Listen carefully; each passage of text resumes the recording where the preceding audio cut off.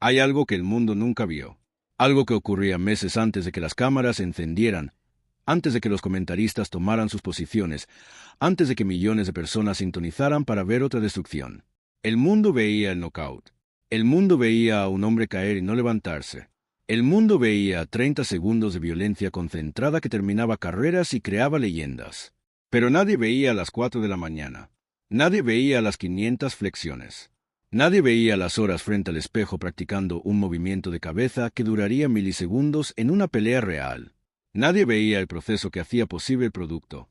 Los knockouts de Mike Tyson parecían actos de brutalidad espontánea. Explosiones de violencia que surgían de algún lugar primitivo, incontrolable. La realidad era exactamente lo opuesto. Cada knockout era el resultado final de un proceso meticulosamente diseñado, obsesivamente ejecutado, repetido sin variación durante meses antes de cada pelea. Esta es la historia de lo que ocurría antes. El entrenamiento que nadie veía, pero que todos presenciaban en sus resultados. El campamento de preparación para una pelea de Mike Tyson comenzaba típicamente 8 semanas antes del evento. 8 semanas de inmersión total en un solo propósito: la destrucción sistemática del hombre que esperaba al otro lado del ring. El primer día establecía el tono para todo lo que vendría. A las 4 de la mañana, cuando el mundo permanecía en silencio absoluto, Tyson ya estaba en la carretera. No había negociación con este horario. No había excepciones por clima, por fatiga, por cualquier circunstancia imaginable. Las 4 de la mañana significaba las 4 de la mañana. La carrera matutina cubría entre 5 y 8 kilómetros, dependiendo de la fase del campamento. Pero no era una carrera ordinaria de ritmo constante. Era un asalto contra el propio cuerpo, con sprints intercalados que simulaban las explosiones de intensidad que caracterizarían la pelea real. Tyson corría en colinas cuando estaban disponibles. Las pendientes desarrollaban potencia en las piernas que se traduciría directamente en la capacidad de explotar hacia adelante desde la campana inicial. Cada colina conquistada era un round ganado de antemano. El frío no importaba. La lluvia no importaba. La oscuridad completa de esas horas preamanecer no importaba. La carrera ocurría porque el sistema lo demandaba, y el sistema era absoluto. Después de la carrera, Tyson regresaba para desayunar.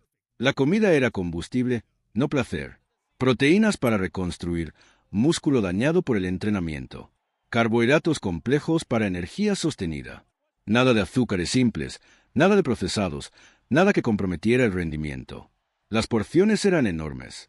Un cuerpo sometido al régimen de Tyson necesitaba calorías masivas para funcionar. Pero cada caloría tenía propósito. No había espacio para indulgencia. Después del desayuno venía el descanso. Tyson frecuentemente volvía a dormir por algunas horas, permitiendo que el cuerpo comenzara el proceso de recuperación del trabajo matutino. Este descanso no era pereza. Era ciencia de recuperación aplicada intuitivamente, décadas antes de que se volviera práctica estándar en el atletismo de élite. La tarde traía el trabajo de gimnasio, donde la transformación real ocurría. La calistenia era el fundamento. 500 flexiones distribuidas en series a lo largo de la sesión. No 500 flexiones fáciles hechas con forma descuidada. 500 flexiones perfectas, con variaciones que atacaban diferentes ángulos del pecho, diferentes grupos musculares auxiliares. Flexiones estándar. Flexiones con manos juntas para énfasis en tríceps. Flexiones con pies elevados para mayor dificultad. Flexiones explosivas donde las manos abandonaban el suelo en cada repetición.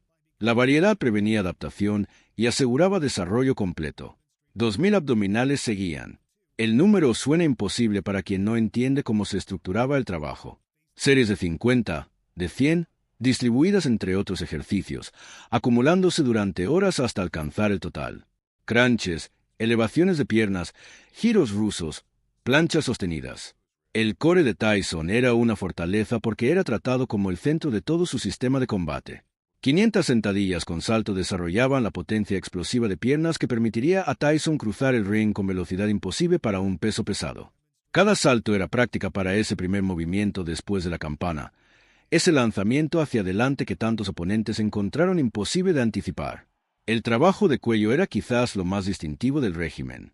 El puente del luchador, sosteniendo peso corporal sobre cabeza y pies, desarrollaba músculos cervicales que la mayoría de boxeadores ignoraban. Arneses con peso añadían resistencia al movimiento de cabeza. Ejercicios de resistencia manual fortalecían desde todos los ángulos. El propósito era doble. Un cuello fuerte protegía contra knockouts, absorbiendo impacto que de otra manera llegaría directamente al cerebro. Pero también permitía el movimiento de cabeza fluido que hacía a Tyson tan difícil de golpear. No puedes mover la cabeza rápida y repetidamente si los músculos que la sostienen están débiles. Después de la calistenia venía el trabajo técnico específico de boxeo. La cuerda era meditación en movimiento.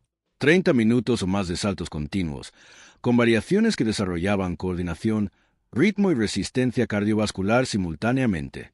Tyson frente a la cuerda era hipnótico, sus pies apenas tocando el suelo, el ritmo perfectamente constante como metrónomo humano.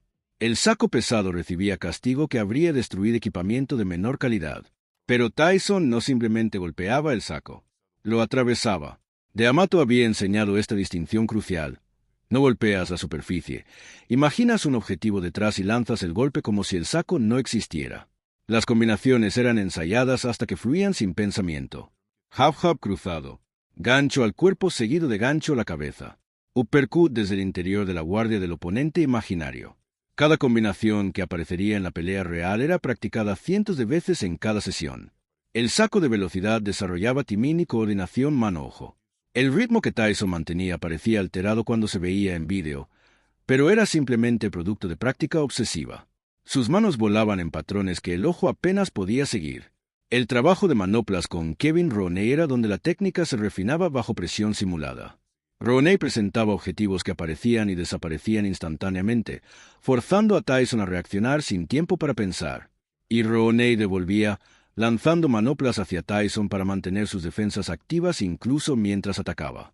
Estas sesiones podían durar 10 rounds o más, con intensidad que habría colapsado a boxeadores menores. Al final, Tyson frecuentemente seguía moviéndose, seguía lanzando combinaciones al aire, mientras Rooney necesitaba recuperar el aliento. El sparring era donde todo convergía. Tyson sparreaba más que la mayoría de campeones, creyendo que solo el combate real contra oponentes reales podía prepararlo para el combate real contra oponentes reales. Los compañeros de sparring eran seleccionados cuidadosamente. No eran sacos de golpear humanos contratados para hacer que Tyson se viera bien. Eran boxeadores competentes, frecuentemente con récords profesionales respetables, cuyo trabajo era presentar problemas reales que Tyson debía resolver. Compañeros que imitaban el estilo del oponente venidero eran particularmente valiosos. Si Tyson iba a enfrentar a un boxeador alto que dependía del jab, pasaba semanas sparreando contra hombres altos que dependían del jab. Cuando llegaba la noche de la pelea, el problema era familiar. La solución ya había sido encontrada. La intensidad del sparring era controlada pero real. Nadie intentaba noquear a Tyson a semanas de una pelea importante, pero los golpes conectaban con fuerza suficiente para que las consecuencias de errores fueran claras. Un sparring demasiado suave enseñaba hábitos peligrosos. El sparring de Tyson enseñaba verdad, pero el entrenamiento físico era solo la mitad del proceso de preparación. Las noches traían trabajo mental que era igualmente crucial. Visualización guiada donde Tyson se veía a sí mismo ejecutando exactamente lo que haría en la pelea. No fantasías vagas de victoria, sino simulaciones detalladas de situaciones específicas. Se veía saliendo de su esquina al sonar la campana. Se veía avanzando hacia el oponente con la guardia perfecta. Se veía esquivando el primer golpe del oponente por centímetros. Se veía conectando la combinación que había practicado 1000 veces. Se veía al oponente cayendo, incapaz de continuar. Estas visualizaciones construían pathways neurológicos que se activarían automáticamente cuando las situaciones reales llegaran. El cerebro de Tyson ya había vivido la pelea cientos de veces antes de que ocurriera realmente. El estudio de vídeo del oponente era obsesivo. Cada pelea disponible era analizada múltiples veces. ¿Cómo reacciona cuando es presionado? ¿Hacia dónde se mueve cuando está en problemas? ¿Qué golpe telegrafía más obviamente? ¿Dónde están las debilidades que pueden ser explotadas? Tyson no era solo un destructor físico. Era un estudiante del boxeo que llegaba a cada pelea sabiendo exactamente qué esperar y exactamente cómo responder a lo que encontrara. La disciplina fuera del gimnasio era igualmente estricta. La dieta permanecía controlada sin excepción. El sueño era protegido como el recurso valioso que era. 10 horas por noche no era indulgencia, era necesidad fisiológica para un cuerpo sometido a ese nivel de estrés. No había alcohol. No había comida basura. No había noches en clubes ni distracciones sociales. El campamento era monástico en su aislamiento del mundo exterior. Solo existía la preparación. Todo lo demás podía esperar hasta después de que el trabajo estuviera hecho. Las semanas finales del campamento veían ajustes en la intensidad. El volumen de trabajo disminuía gradualmente para permitir recuperación completa. El cuerpo que había sido sometido a estrés extremo necesitaba tiempo para consolidar las adaptaciones, para llegar a la pelea fresco en lugar de fatigado. El sparring se reducía significativamente en la última semana. El riesgo de lesión superaba los beneficios de rounds adicionales. El trabajo técnico continuaba pero con intensidad controlada. El cuerpo estaba siendo afilado, no construido. La visualización se intensificaba. Más horas mentales dedicadas a vivir la pelea antes de que ocurriera. La confianza construida durante meses de trabajo se cristalizaba en certeza absoluta de victoria. El día antes de la pelea, el trabajo físico prácticamente cesaba. Un estiramiento ligero, quizás algo de shadowboxing para mantener los músculos activos, pero nada que gastara las reservas que habían sido cuidadosamente acumuladas.